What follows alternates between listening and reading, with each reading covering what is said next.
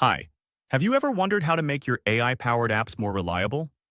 In this video, I'm going to show how to do that using the Scorable tool. So let's imagine we're building an interactive job interview coach, where the AI plays the role of the interviewer.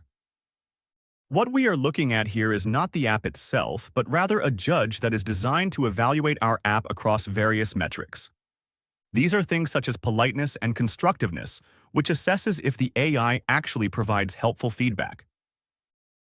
The evaluation stack is tailored to our specific application.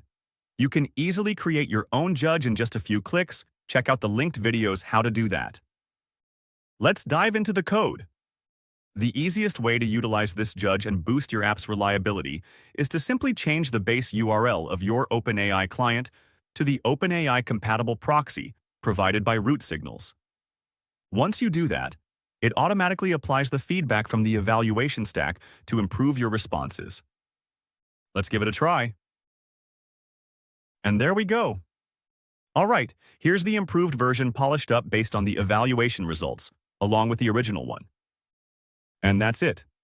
Thanks for watching.